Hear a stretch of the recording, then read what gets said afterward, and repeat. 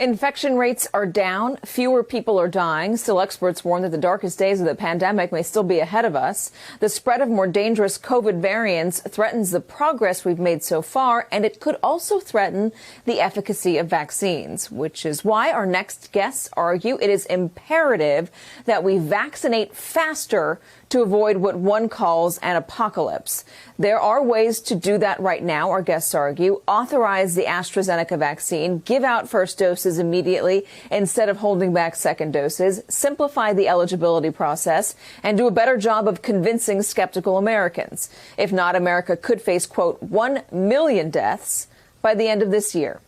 Joining me now, staff writer for The Atlantic, Derek Thompson, the Dean of Brown University's School of Public Health, Dr. Ashish Jha, and the co-director of the Center for Vaccine Development at Texas Children's Hospital, Dr. Peter Hotez. Gentlemen, welcome. So, Derek, we based this entire segment on your reporting, an article that you put out in The Atlantic a couple days ago. In talking about trying to get people vaccinated faster, obviously that's what this administration, it's what everybody is trying to do. How do you do it?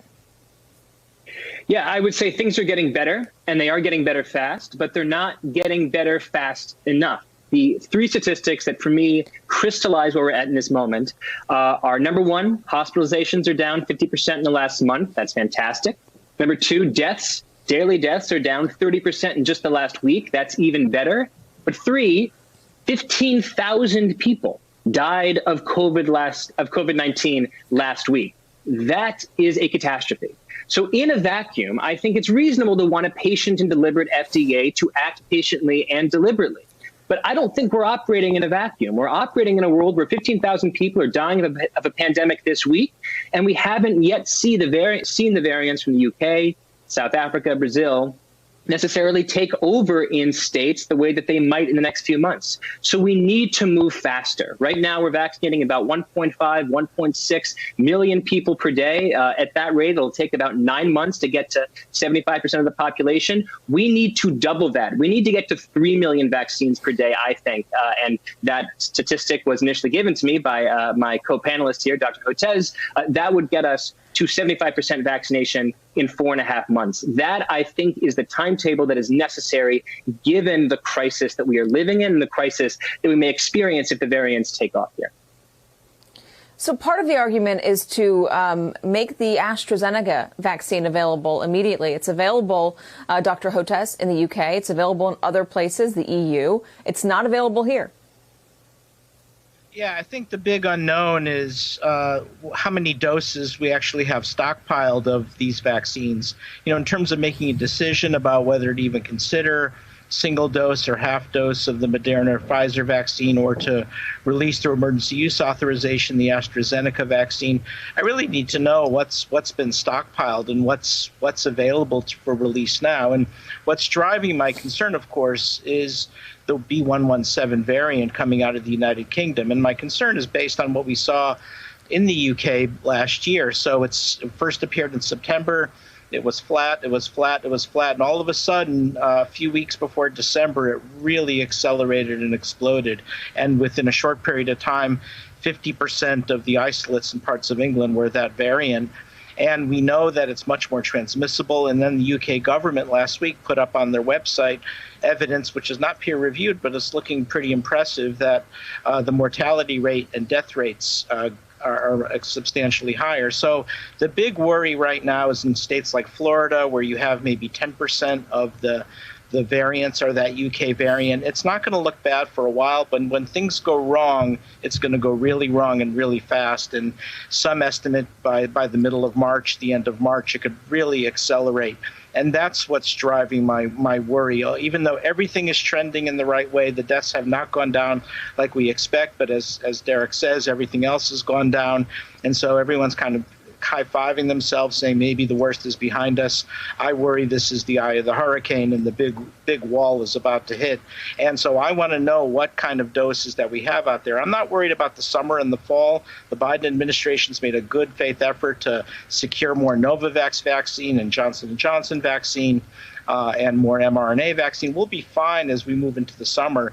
But the big unknown is what happens if that UK variant really takes off and we just don't have vaccine doses. So that's the information I need to know. So, Dr. Jha, you've been arguing for a while now that one simple way to get this done faster and to move things along is to get one dose of the Pfizer vaccine, the Moderna vaccine, into everybody as quickly as possible and worry about those second doses later. Yeah, so thanks for having me on. I think that is a pretty reasonable approach. Right now, I think I agree with everything you heard from Derek, from Peter. Mid to late March, that's the time frame when we should expect the UK variant to be widespread. And we've got to get as many high-risk people vaccinated as possible. New data out from the New England Journal a couple of days ago showing that one dose of the Moderna and Pfizer vaccines about 90% effective. And all of us think that people need their second dose, no doubt about it. But the idea is we can probably delay that a little bit. But there's a series of things we can do to make sure that every high-risk person in America has got at least one dose in them by the time these variants become widespread. That's how we're going to prevent hospitalizations. That's how we're going to save lives.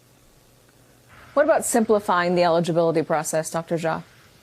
Oh, absolutely. I mean, look, this is a place where I think a lot of states are trying to thread a needle of meeting all these different requirements and needs, and it's actually slowing things down. Simplicity is critical. I think that's absolutely essential. And then that raises a set of issues around equity and making sure that people who've been particularly hit hard, communities that have been hit hard, and that you really do. I think I heard this first from Derek, that you do through your ground game. You make sure you set up your sites in those communities of color. You make sure you have outreach in those communities. That's how you get to equity. But simplicity of eligibility is the name of the game.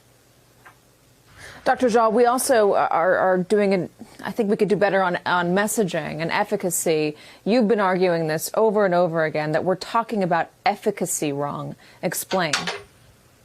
Yeah, absolutely. These are amazing vaccines. Part of me feels like, we're always sort of talking the vaccines down. They are among the most amazing scientific discoveries we've had. We look at the headline number of how many people had symptomatic infections. At the end of the day, we all care about one thing, and that's not, do you have symptomatic infection? It's, do you get sick? Do you go to the hospital? Do you die? All of these vaccines so far are pretty darn close to 100% at preventing all of those terrible outcomes. If we can turn this disease into something where you have a mild infection and get better and you never have to worry about hospitalizations and deaths, that would be amazing. That's what these vaccines are doing. That's the number we should be focused on. And a point of personal privilege, if you don't mind, Dr. Hotez, pregnant ladies. I know Pfizer is now going to be studying whether we should give the vaccine to pregnant ladies. There are already some communities that are giving it to pregnant ladies because they see it as a less of a risk than a pregnant woman getting the vaccine. What would you be telling women like me about the vaccine right now?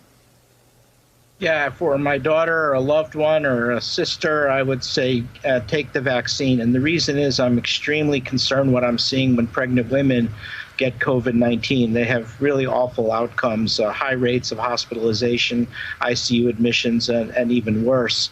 The pregnancy was used as an exclusion criteria in the phase 3 trials, but a number of women became pregnant during the phase 3 trials. And as far as we know, there's no untoward side effects. The American College of Obstetrics and Gynecology has come out with a strong statement to vaccinate, same with the Maternal Fetal Medicine Society. And I support that. I'm really concerned what's happening now with pregnant women with COVID-19. So we will have more information forthcoming. So it's a decision that you need to make with your obstetrician. From my perspective, it's to move forward with vaccinating. You sound just like the doctors that I've spoken with personally. Dr. Peter Hotez, thank you so much.